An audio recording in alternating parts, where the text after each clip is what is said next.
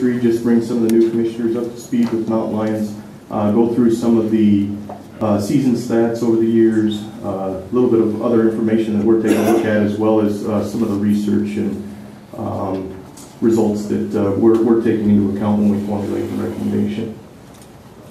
So I'll get started here with just a brief history, as I mentioned. So cougars are native to South Dakota, mountain lions. They were documented with the Lewis and Clark expedition, as well as the Custer expedition, and the Newton, Jenny, Irving, Dodge documented lions as they came through as well. So native to South Dakota. They were extirpated at the turn of the century. This was largely due to unregulated hunting. So there were bounties. You could hunt them whatever you want, shoot them at sight, poison them, what have you, as well as the hunting on the market, or the prey species, the market hunting. So as that prey species dropped out, that worked to extirpate lions as well. I always like to point out this word here, unregulated.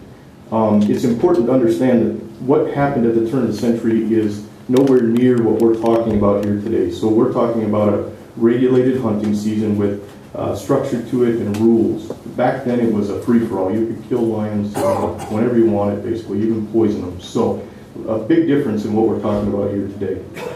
They were listed as a state-threatened species in 1978, so that's the time that South Dakota, which is a little bit later than some of the states to the west of us. To the west of us, you're looking at the 1960s. They started offering protection to lions.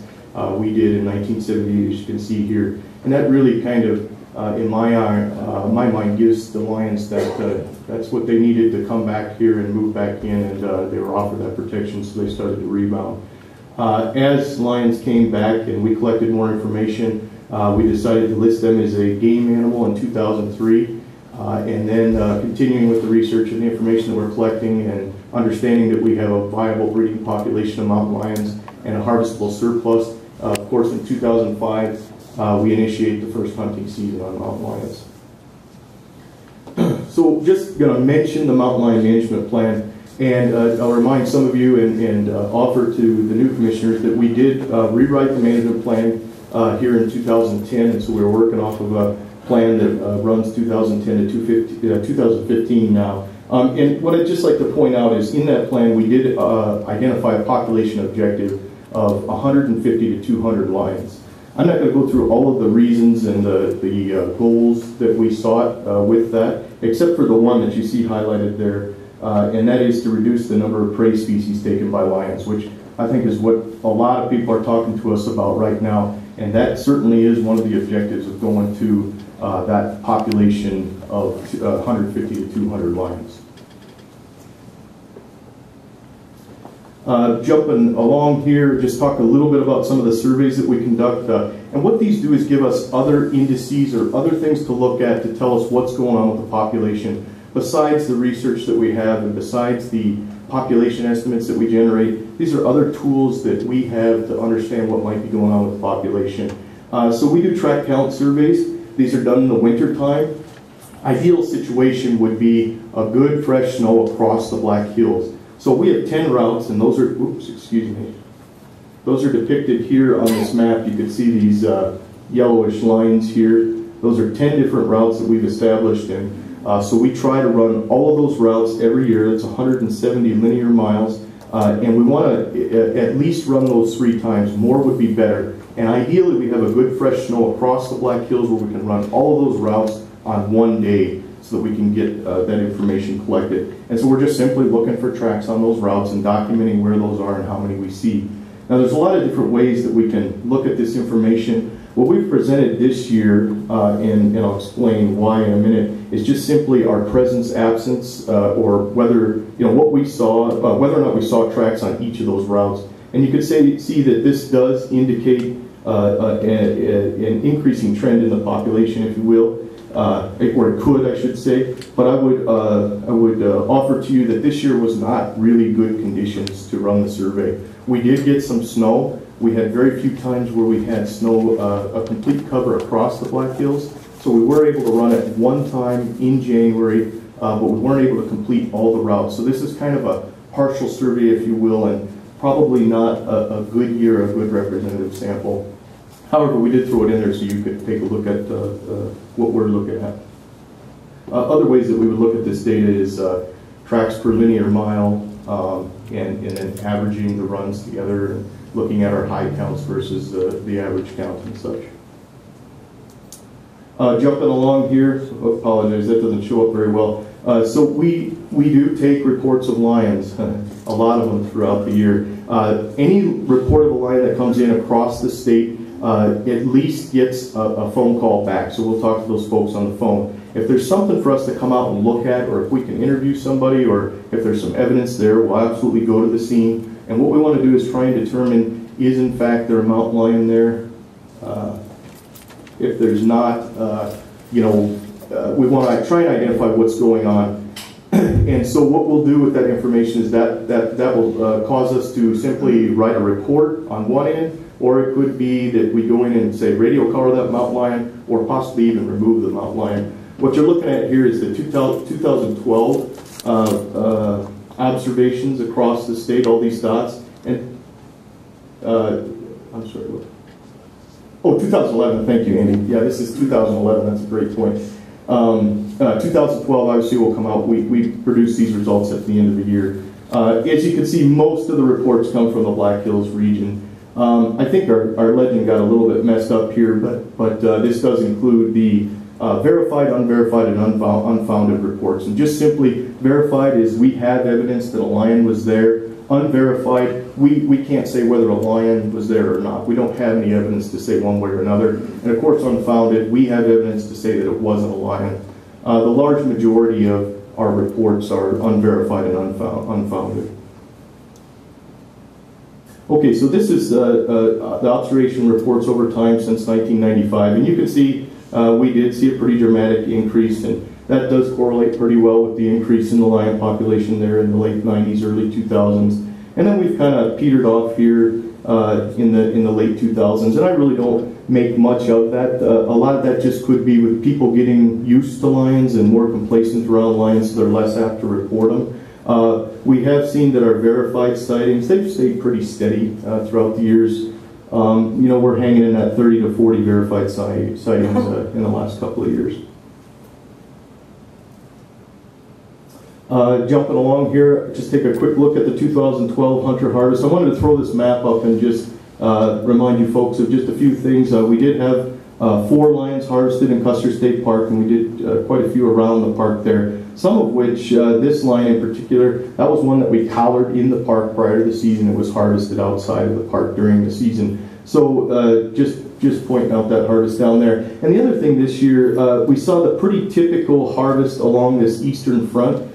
And a lot of that I attribute to, we have a lot of folks out there in the Black Hills that if they get the afternoon off, they have a couple hours, they'll zip out and go hunting. And that's close to a lot of the populaces. So that kind of makes sense there. We did see a bit of a shift, more harvest to the west in the Black Hills this year. And I attribute that largely to the snow. And that's where, the snowpack wasn't as great this year in the Black Hills. So they had to go further west to get to that snow. And as I'll show you in a minute, snow did play a big part in this last year's season. Okay, and this is a bit busy. I just want to make a few points and again to bring you folks up to speed. So, of course, we had our first season in 2005. That did run concurrent with the deer season. So when we started out, we weren't certain that we would get the harvest. We had concerns with a boot hunt and not using hounds that we might not reach the harvest limit. We learned real fast that we could, but the idea was to run it incidental to the deer season so that folks, when they're out in the Black Hills hunting deer, they could pick up that lion tag and take a lion. We did then decide to move it concurrent with the elk season. We heard that those folks would enjoy that opportunity and felt like that might be a better fit for the season, put it a little later. So you'll see that we did move those season dates a bit later. I should say too, back here we did have, in 2005 and 6, we had a Black Hills unit and a Prairie unit, so those were separate from each other. 2007 we make it one statewide unit. And then starting in 2009, we shift those season dates, number 1, and that was largely due to we had some female lions harvested that we had some orphan kittens as a result of that. And so based on the research, we knew that the least likelihood for kittens to be, or young kittens to be out there with those females would be in that January through March period, roughly. So we did that in an effort to try and reduce some of the impacts to those family groups. That did turn out to be a really good time to have the season. That's pretty optimal conditions for those folks that just want to hunt lions. They're not hunting incidental to another season, and it works out real good. And then with that, we went to a statewide season in '09, but then also offered a landowner extension, if you will. So when the season closes, landowners outside of the Black Hills Fire Protection District could hunt lions on their property for the rest of the year. And you can see, so for the 2012 harvest, and that was a total harvest limit of 70 lions with a female sublimit of 50. We harvested 73 lions. We had 3 come in there the last few days that brought us over the harvest limit, and that turns out to be 46 females and 27 males. Just to give you an idea how that breaks down with harvest per month, 35 in January, 35 in February, and then 3 on March 1st there that were harvested. You can see also we have the licenses sold here, and '07 was pretty comparable to last year. They got up over 4,000 then, but besides '07, last year was one of the highest license sales we had. But not all of those hunters participate in the season, and so that's what I have as this last bulleted point here. You can see that of those 3,579, 2,646 reported that they did hunt during the season. And so that averages out to about 7.1 days per hunter.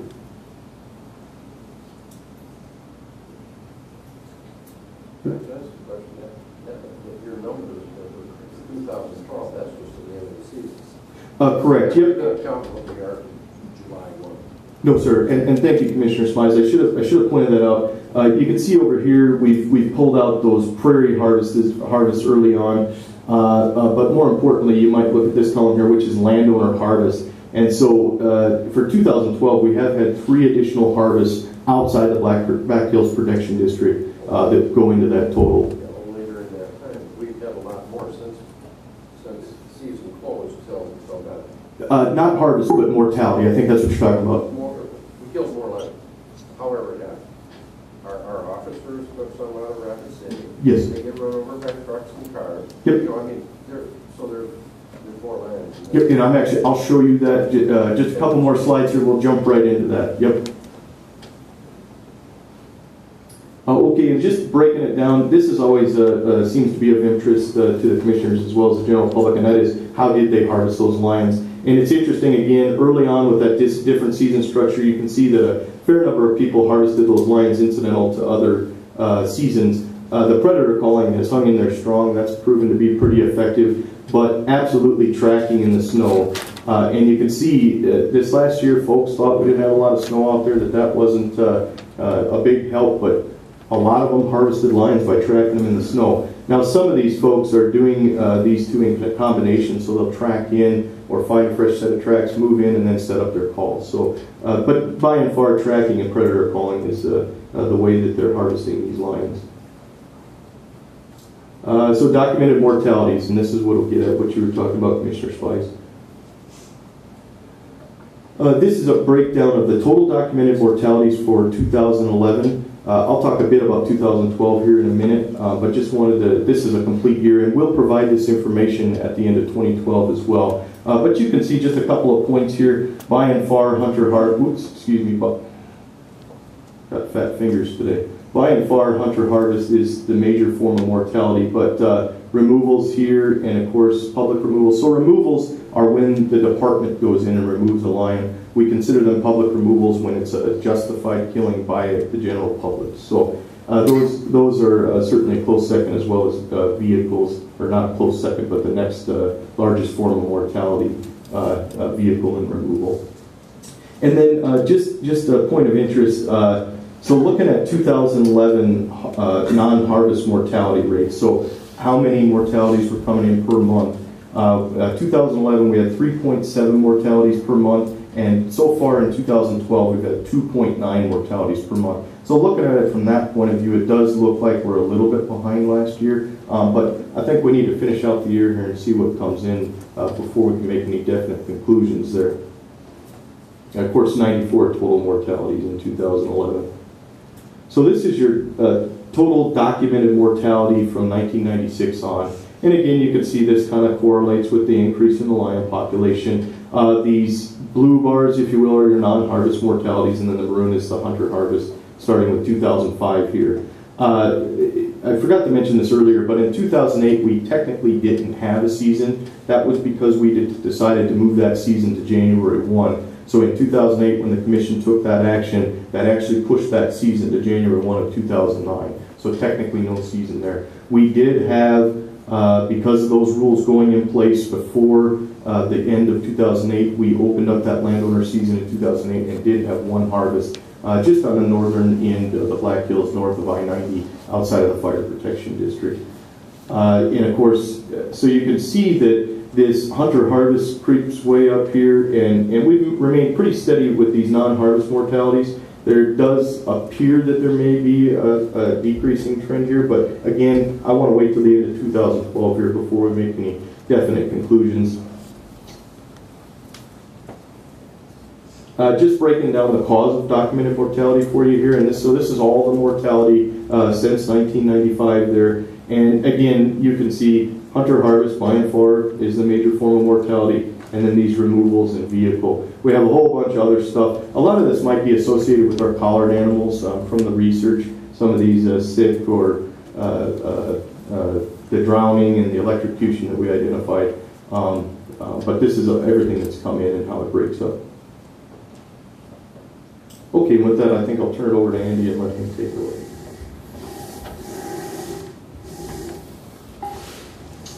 All right, switching gears here a little bit.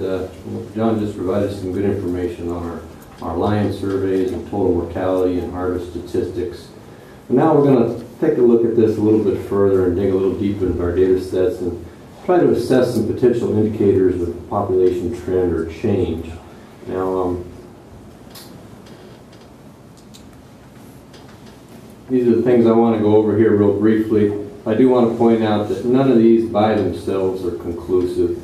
You can't just take one of these indicators and run with it. It's important to look at them all in totality and trying to review and assess where we're at with our lion population.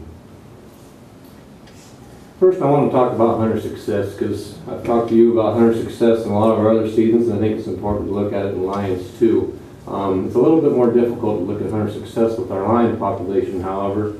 Hunter success is actually this darker blue line.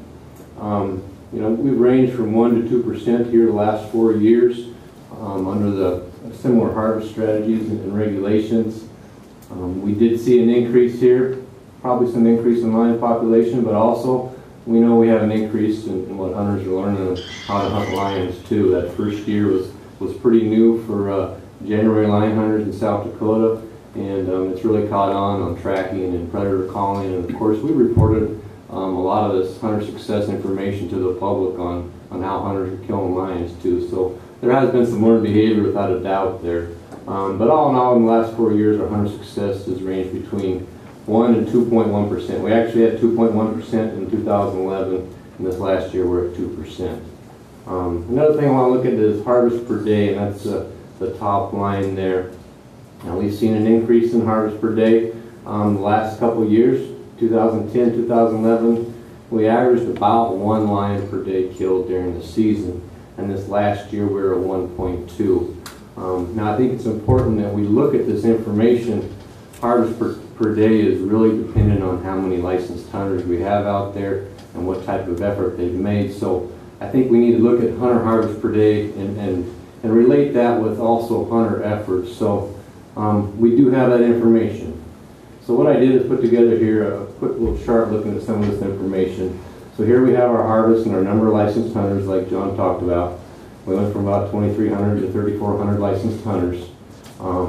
We've surveyed them all, done some really good surveys, and this last year about 2,600 of those licensees actually hunted compared to about 1,800 last year. Average number of days spent hunting per hunter this year was 7.1, 6.6 last year. So what I did is took number of hunters that hunted times the average number of days and come up with a total man days hunted. This is the hunting effort that we actually seen out there on the landscape this year. Looked at harvest per 1,000 man days hunted to try to make it a little easier to interpret. And last year in 2011 we were about 4.15 lions harvested per 1,000 man days hunted, and this year we're about 3.89. So I think that puts it a little more in perspective as far as what we had for hunter effort. I'm not going to say that's statistically different or not, but what I am going to say is that it wasn't a big jump this year.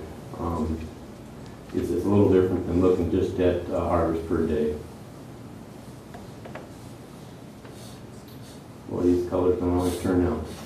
Looks really good on this screen if you can see this. But all right, this is kind of a busy slide, but this is actually one of the population indicators that Wyoming looks at, and we coordinate, of course, our seasons and our proposals with what Wyoming does just across the border there in the Black Hills and the Bear Lodge Mountains. This is one of the things that Wyoming looks at. Actually, I borrowed it from Dan Thompson, one of their carnivore biologists, and let's go through this here real quick. So what we're looking at is density of human-caused mountain lion mortalities. So we're looking at lion mortalities per unit area. In this case, our unit area is 1,000 square kilometers. Now, why are we looking at human-caused mortalities? Well, those are the ones we know about. We know about vehicle kills. We know about ones we removed. We know about ones the public removed. We know about hunter harvest. It includes all those types of mortalities.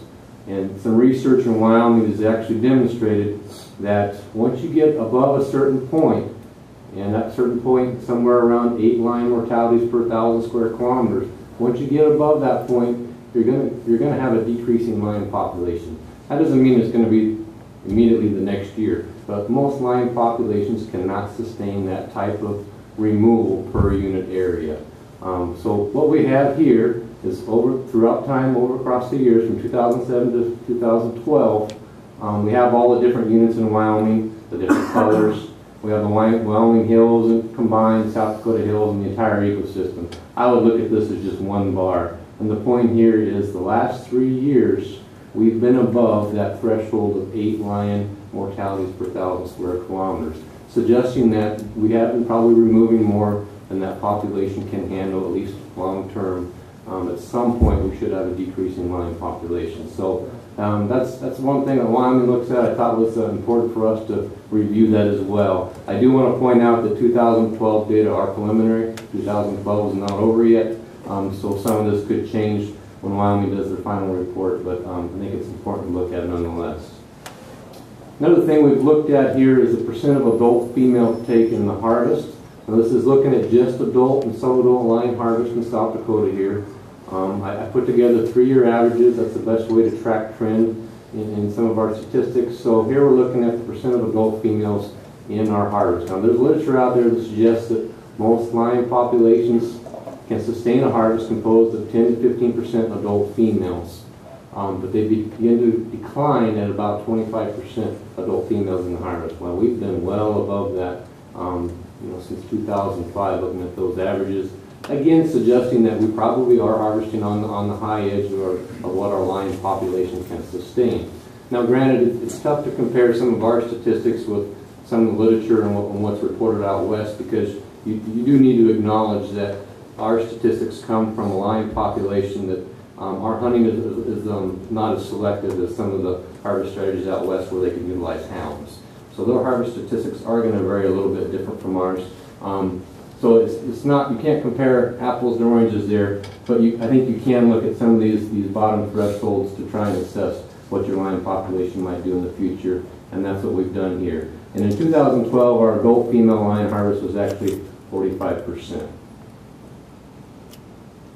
Another thing we've looked at is the harvest rate, and this is the harvest rate on the radio-collared animals. That's how we judge that, what we had available, and compare that with what was removed. And again, I took some 3-year averages so we can assess the trend better, and we do have an upward trend in our harvest rate from 2005 to 2012.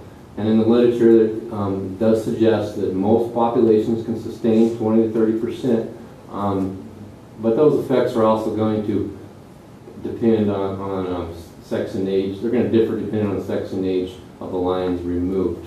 There is a study in Utah where they had annual harvests for more than 3 years. There were 30% of the adult population, and there were about 42% females, and that was sufficient enough to actually reduce the density of their population to kind of be an age structure. Now, just to let you know where we stand in comparison to that, this year our actual harvest rate was 31%, so this is an average. our actual harvest rate this year was above here. And we had 71% of adults harvest were females. So we had a really high adult female harvest when you just look at the adult harvest. Again, suggesting that we are at least attempting to get in the population, and some of these harvest things that we have done have been pretty aggressive. Now let's move on to our population estimates. We've estimated our lion population in the hills using a couple different techniques here. I do want to emphasize these are adult population estimates, or estimates of our adults and subadults combined. These exclude kittens, and I will get to the kittens here in a minute. First, looking at this technique here using survival and harvest. In 2012, using the survival and harvest model, we estimate about 211 subadults in the population, and that would be January 1 of 2012. And we get this estimate we have survival estimates with all research collared lines out there in research, so we can document mortality. We know what harvest is. We know what harvest mortality is from our research lions. We can calculate an overall mortality and divide it by our mortality rate and come up with a population estimate. So that is one way of coming up with a lion estimate. It's just one way. There's another way using mark recapture estimates. I'm sure some of you have heard of these. Lincoln-Peterson method is one way of doing that. Again, this excludes kittens. Now last year at the beginning of the season, January 1, we had 38 lions out there with functioning collars. So available, you think should say 38. We actually have, as far as available animals for harvest, we have to remove those animals or at least portions of those animals times that were not available. And by that we know some of those lions spent time in Wind National Park. So we removed that. They were not available for harvest. Some of them out over in Wyoming were not available.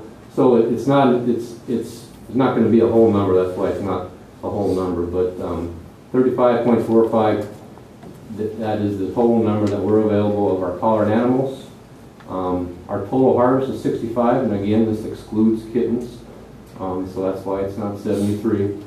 And then, so what we do is you take available times total harvest, divided by the number of collared cats that were harvested, and that essentially gives you your Lincoln-Peterson estimate.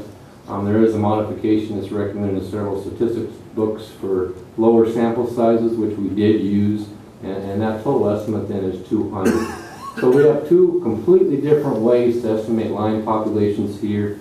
Again, adult, subadult populations. Two completely different methods, and we come up with between 200 and 211. Yes, Mr. Bunker.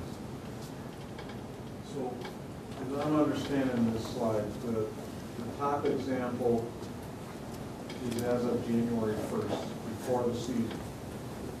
And the second example, is that using 2011 data, or is this after the season in 2012? Both of these are preseason estimates. So both of these would be January 1st, 2012. So Lincoln-Peterson has nothing to do with what happened this time? It does, but it's back calculated because you have to look at the number of marked individuals that were available and removed.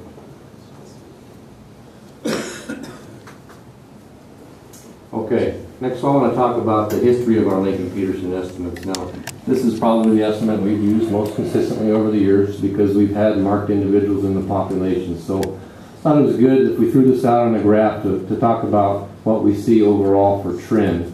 Not as pretty as we'd like, obviously. There's a lot of variability in Lincoln-Peterson estimates. I'm just going to throw that at you right now. You can see a couple years here in particular. In 2009, our Lincoln-Peterson estimate ranged from about 420 down to less than 100. Not a very good estimate. 2011, very similar variability. Very large variability there in our estimate. That means that we are 90% confident we had between 420 animals and 90 animals. It's not a real good estimate to use, folks, so we really didn't use it, to be honest. Same with 2011. A lot of variability. In addition, in 2011, those lions that we had marked available were just in a portion of the Black Hills. They weren't spread out Black Hills wide, so it was not a representative sample of the population. So I wanted to point that out. In 2009 and 2011, and you can probably see why we did not use those estimates. What we did is took a better estimate 2007, and we used some population models, which I'll get into here in a minute, and extrapolated from that, or predicted from there where we'd be. Same thing in 2010. We used some population models to estimate what our population would be in 2011 and 2012. Now, obviously, as some of you might remember, we did not predict that we would have this, or estimate that we would have this high of a population. I think we can throw that out there, that's for sure. But what we're going to do is we're going to take our best data set, and that's what we have here in 2012. We feel pretty comfortable with that estimate. We had a lot of animals out there available. We had good return on our marked individuals, so we're going to use the best data we have to predict what we have for a lion population. Now we can put a trend line on that. This is a logarithmic trend line, which is probably appropriate when you have a data set that has a bunch of low points and a bunch of high points. We think it's probably pretty indicative of the trend of the population, as I'm going to show you here in the next few slides. We do feel we are getting on top of them, and we do feel that this trend is not going to keep going up. So let's go there. Just to point out one more time, so this is just the subadult and adult population that Andy's showing you here. The reason we're not including the kittens is because we don't have a sample of kittens out there. They're not typically being harvested, so we're not getting a good return. So we use the models that Andy's going to talk to you about now to add those kittens. And the area, what's the area? I mean, like a whole block though, for the fire district, or without? This would be the whole Black Hills, yes. And as John mentioned, it's not kittens, because our research, for the most part, when we're doing this market capture, these available animals are adults and subadults. And the same with our survival rates. This is for adults and subadults, so this is just an estimate of adults and subadults. But let's move on to what our total estimate is here to include kittens. So here's our look into the crystal ball, if you may. And that's what it is. We have a whole list of assumptions, and I'll talk about some of them. But you have to make a lot of assumptions if you're going to predict what a population is going to do next year, let alone 5 years down the road. But first off, let's go over what we're looking at here. This is a year as of January 1, so we've already passed that. But we like we talked about, we back calculate. So we feel we have about 200 adult subadult animals, given previous reproductive rates and population composition. What we have out there for sex and age of our population, we come up with about 100 kittens starting this year. Total of 300 lions. At the current harvest rate, now that's important, the current harvest rate, we come up with preliminary estimates of female survival of 72% and males 21%. Now I do emphasize preliminary because we're getting that from South Dakota State University, who's conducting the research, but they're just finishing their field work. They've got a whole semester to crank through the data and the ins and outs of it and do the final write-up. But we have asked them for some preliminary data so we can do some of these estimates. So right now, at last year's harvest rate, we had 72% female survival and 21% male survival. So that's what we use to predict what the population is going to do down the road. I think another real important assumption, and one that at the current time we can't evaluate, but we are going to with some research we have coming up, or at least we're going to attempt to. We have to assume that immigration equals immigration. We don't know the rate of lions coming into the hills, and we really can't. We have some idea of the rate of lions going out of the hills, but we don't know if those two equal or one's more than the other. With this model, we're assuming they're about the same. So, at the current rate of what we did this last year, 73 lions, we would predict in 5 years we're going to be at about 150. You notice that some of these numbers don't add up exactly. I've rounded all these to the nearest 10th because I think that's appropriate. We're not going to go to 202 or 203 animals. We're going to round them out. But anyhow, in 5 years we'd be at a total population of about 200. Now that's at the rate we just saw this year and the resulting survival analyses. Now at our proposed rate, this is at 100 animals, assuming the harvest composition is going to be the same. Here's a projection, again looking into our crystal ball for the next 5 years of where we're going to be. And actually, so we had 2012, we were at 300 animals January 1. Of course, we've already had harvest on 2012 animals, so we're going to be at the same point here in 2013. About 240 total animals, or 180 adults, sub-adults. But add additional harvest onto there, and we're assuming all this additional harvest is all additive. That's all we can do at this point. We would be down to about 130 adult, sub-adult animals the next season, which would put us at 180, which is about where the actual population objective is. Okay, stop real quick. You bet. What was the number last year in discussion? I mean, we have a management goal of reaching 170 by 2012. Based on our projections, the crystal ball again, if you would, Mr. Chairman, yeah, we estimated by January 1, 2013, we would be within that range of approximately 180 lions. Preseason 2012, we projected approximately 200 lions. And again, that gets a bit confusing because when we were speaking to you, that was prior to us increasing the harvest limit. So those projections were based on, at that time, a harvest limit of 60, which is what the recommendation was on the table. But yeah, so January 1, 2013. The commission raised the quota based on the objective to getting to 1. Yep, and we wanted to get there faster is what we decided. So, yep.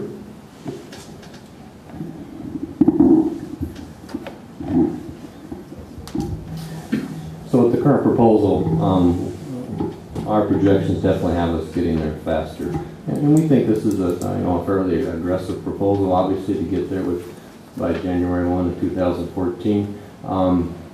We also think that it's not overly aggressive. We're not going to wipe out all the lions in the hills this way. We have a quota system that we evaluate from year to year, so we can always adjust that on a year-to-year basis as we see our populations change. But we do feel it's going to get us there a lot quicker than the 70 we had last year.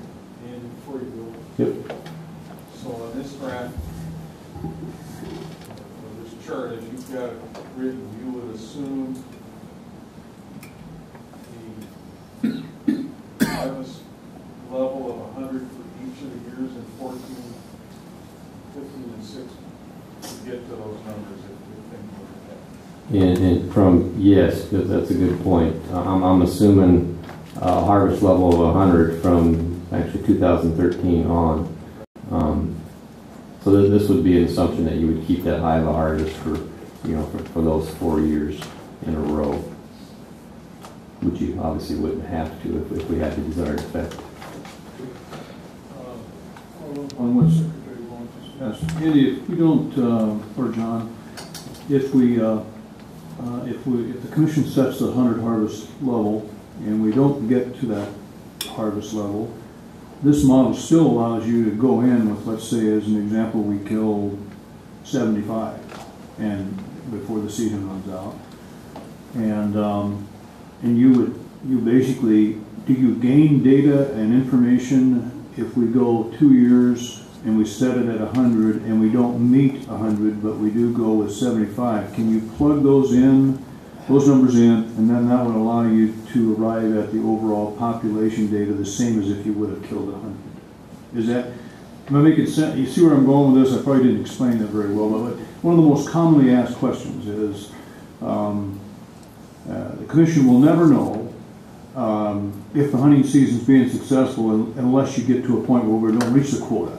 And I'm trying to find out, well, what does that data actually mean in the scheme of what these models say? I mean, I know that's barroom talk, but whether or not that's valuable or not, I don't know.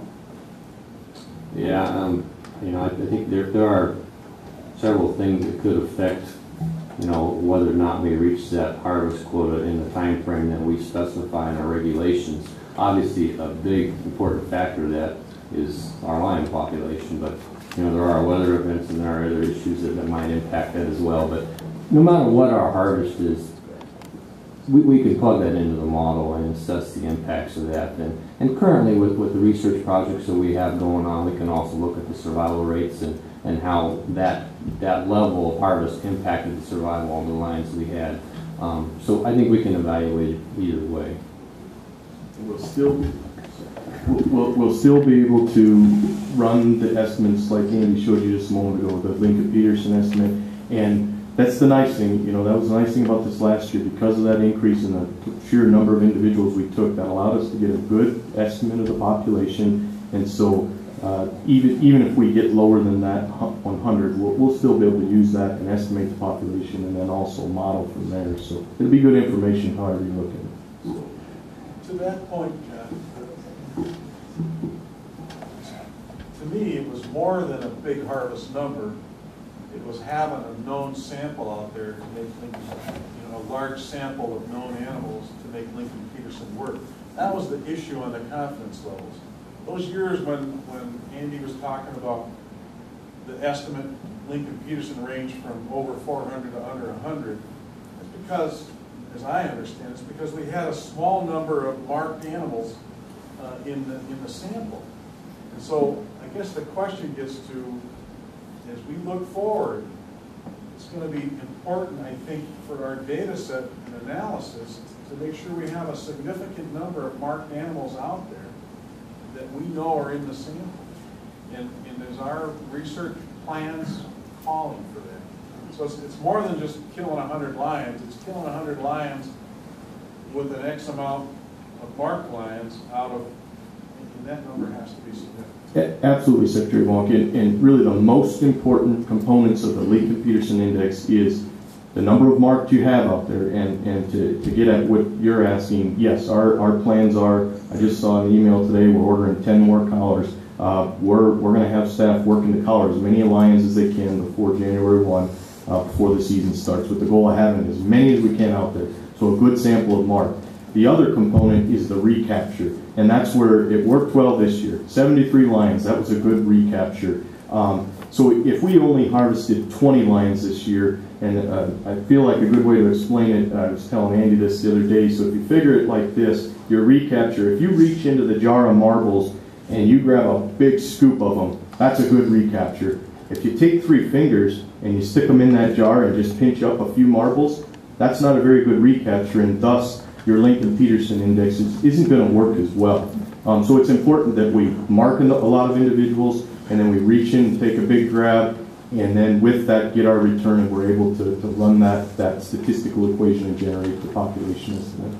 And they have to be functioning collars, right? So if you get one that's shot that has a non-functioning collar, that's not considered a mark. We can use non-functioning, but the problem with that is a whole bunch more assumptions enter in. In other words, we don't know if they were available necessarily during the season. We don't know if they left the hills, if they're dead. So you can still run the equation, but it gets to be so variable and so many unknowns that it's not as useful as narrowing things down to just functioning animals, only ones that are available. Like Andy mentioned, we only want to know, or we only want to use those animals that were available for the recapture, for the harvest. So yeah, in my mind, it's pretty useless to use the non-functioning. Yep.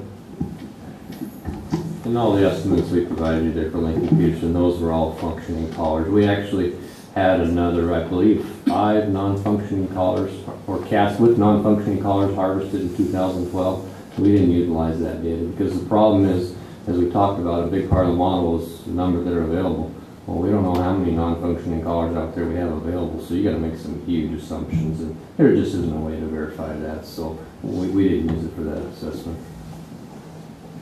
But that's a good point, and I'll talk a little bit about some of our research objectives coming up here and trying to collar additional lions. But again, we'll move on to that. For our season recommendations, this year we are recommending 100 lion totals, and for a sublimit of 70 female lions in that total. We're also making recommendations to increase harvest within CSP by increasing the number of hunters per hunt period and adding hound hunting periods. If I can here, I want to cover real quick what Wyoming does. We get a lot of questions on, hey, what's Wyoming doing? They're obviously a part of the Black Hills and part of the same ecosystem, so I think it's important to try and coordinate our efforts with them, and we do have quite a few discussions and meetings with Wyoming folks. But harvest in 2011 for Wyoming, the quota was 40. The recommendations this year that I still think have yet to be signed by the governor, but those passed by the commission, they are recommending a quota of 61 in the units that are immediately adjacent to Black Hills in South Dakota, so that would be Black Hills in Wyoming and the Bear Lodge area. And I'll get to a map here real quick, but that's about a 53% increase. The harvest in 2011 was 45 lions. 5 of those were from an unlimited unit. That's why you have 5 above the quota. In addition, they did document 14 other mortalities in that general area.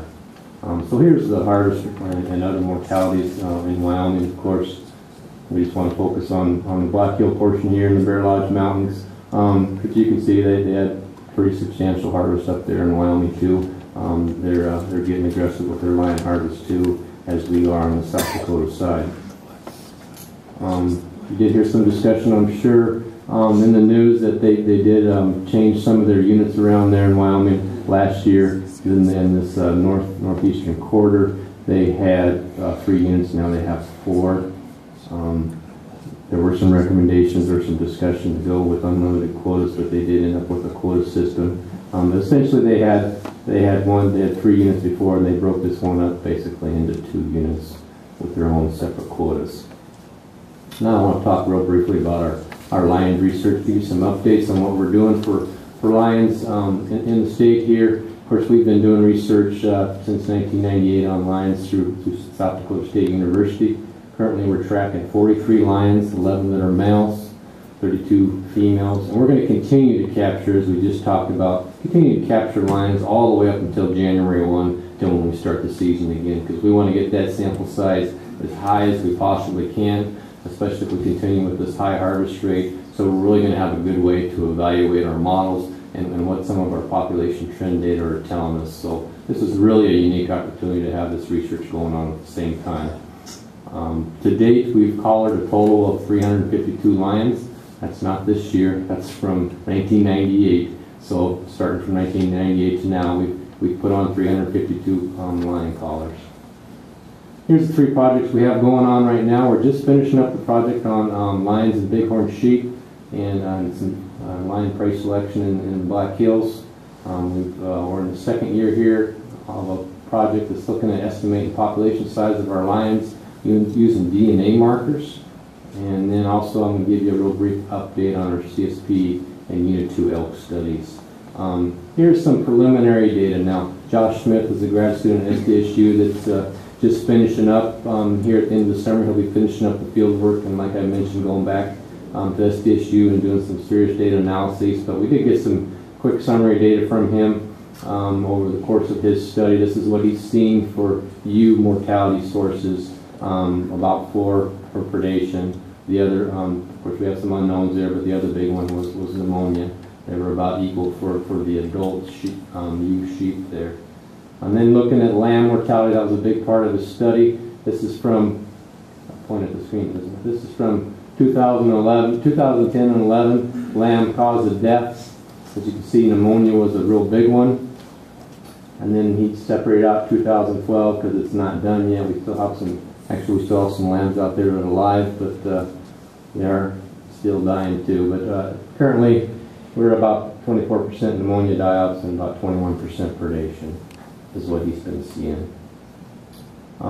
Josh is also looking at prey consumption, and we've been doing a lot of work on that here the last 3 or 4 years.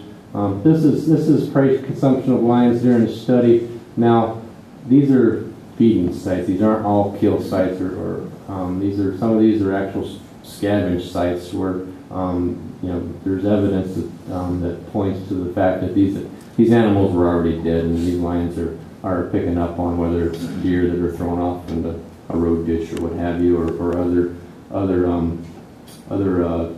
sites where people have dumped like cows and stuff. We've had lions going on those. But in general, you can see here, looking at the species prey selection for whitetail deer species in general, we couldn't identify, and for mule deer, we're looking at about 80% of the feeding sites were deer. And the other big one of interest, of course, is elk at about 7%. And you can see the other species here. There's just a whole list of other things that lions either killed or at least scavenged. Andy, on this slide, I hate to put you or John on the spot, but give us an idea of sample size on this. I mean, how many of these situations have we gone into to The last number I saw, so consider this preliminary, we were close to 1,400 sites that we had visited. I believe that there's more because we had some issues with the original collars that we deployed, and so Josh and Dr. Jansen have to sort through that data to decide what exactly we can use. But actually, in comparison to some of the other, there's been other studies done on prey selection, and so in comparison to those studies, we've got a really great sample size and some really good data to look at. And I'm excited to see what they come up with. All right, now let's move on to our elk updates for Custer State Park. We talked about this last month, but they collared 36 calves. They have 20 alive at this point, so they've lost 16, and 12 of those were to lions. Comparing last year's survival rates up to this point for calves and this year's, they're really on a very similar trend to overall survival rates of our calves in the Custer State Park area. Now for Unit 2, again, 36 calves are collared. We have a few more alive out there. We have 28 alive, and 8 losses. 4 of those have been lost to the lions. And yeah, we got a couple slips here, 4 of them, and one up here at CSP. This is where the collar slipped off. A lot of those cases, it's when the calves are crossing underneath the barbed wire fence, and the collar catches on the fence. We have had one that's been laying next to a tree on the Unit 2 study that gets caught on a branch or something. We saw quite a bit of that last year in CSP. They made some modifications to their collars there, and between that, potentially, they are seeing some less slips. Now we had the manufacturers also make some modifications to the collars in Unit 2, and we just stuck with the manufacturer modifications. And they're not foolproof, obviously. I don't think any modification is foolproof, but unfortunately we have had some slip off. And just ended here talking about our lions that we have collared there in Custer State Park. This is an update from last month. Not a whole lot of new news, but the 6-year-old male that we have collared in Custer State Park is up to 4 elk calves, and I think that was the same last month. He's up to 3 white-tailed deer fawns, but I know this is an addition. He did prey on one of our cow elk. Unfortunately, was also pregnant too. So we have 2 females that are collared. The 3-4-year-old female. She's, I think, at the same as we were last month as far as elk calves. 2 elk calves, 2 marmots, and a couple fawns. And the other female, it's an older female that is still 1 elk calf and 5 fawns, and she's picked off a couple of does now too. And that's all we have put together for information. Should entertain some questions. Got an earlier presentation of our questions. Yeah, let's go. On the proposal, why did we change the season start date from January 1 to December 26th? What was the logic on that? Just days earlier, or with the idea in mind that there would be people home for Christmas hunting? That was a big part of the discussion, Commissioner. Looking at, we increased the harvest limit. We want to give that opportunity for hunters to be out there. We know there's a lot of folks that come home during that holiday season. We started that day after Christmas just because of the holiday itself. It's 5 extra days to give those individuals an opportunity to be out there to harvest lions during that quote-unquote holiday season, if I may, when there are people around. Okay. What we'll do is we'll vote on the proposal tomorrow. Questions right now, and then we'll take the voting officer award, so then we'll come back tomorrow. Then we'll be done. That's hard for you guys. But Actually, Mr. Chairman, we don't have that going on, so I didn't get a chance to think about that. Okay. We don't need to worry about that. okay, we'll do it tomorrow. We won't be doing Oh, it not at all. later. I'll Okay. Yeah, so let's just follow up with more non-liner out questions, and we'll be done, I guess.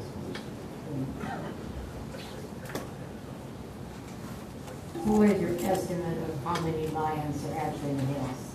I mean, all of them, including the cubs from this year. What do you think the estimate would be? You're not going to tell me 200. No, our estimate was 300, if you remember. 300 in what? In the Black Hills. Just 300? 300 total lions. That was about that adds 100 kittens to the adult and sub-adults.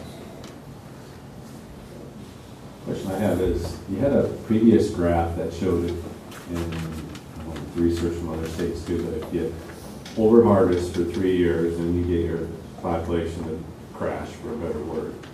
So we're kind of at that point right now. But then the graph you showed where we're at 300, and if we continue harvesting 100, we don't even get down to the 180 we talked about. So they seem to kind of contradict each other. Are you following my question? Yeah, at the current rate, we still are going down.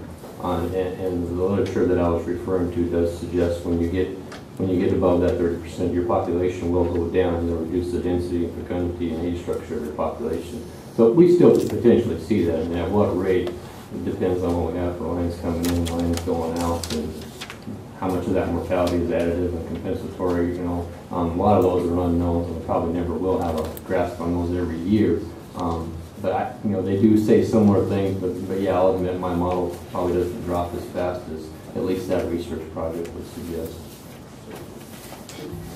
There's some other things too that enter into that, and with those harvest rates that they speak to, other things happen in the population. For example, if you harvest out a lot of the adult males and you get this younger age structure, younger age of adult males out there, you could see an increase in infanticide or the kitten mortality.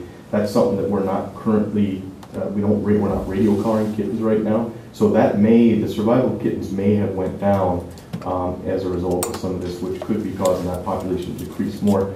We don't have that information though to put into our model, so we go with the most recent data we have and work it. But so that's why we may not be seeing exactly the effects that that literature that Andy referred to.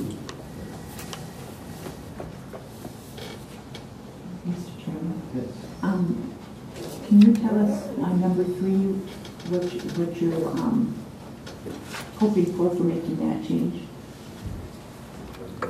On the landowner, not landowner? Commissioner Peterson, number 3 is a change from what we currently have in rule.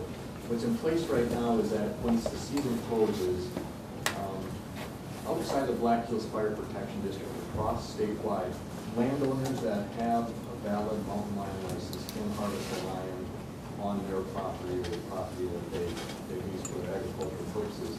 This was an item that we discussed last winter, and we said that we would more than likely bring this forward to you. What this does is change it not just for landowners, but for all persons that would have a valid license that has not been filled outside of Black Hills Fire Protection District throughout the year, then you could harvest a lion with that license. So it's a change from landowners only on their lands to all persons with a license. That is correct. You'd be able to be anywhere you want, because it's still just there's not a separate license, it's still the statewide mountain license. Who wants to talk about our entertainment this evening?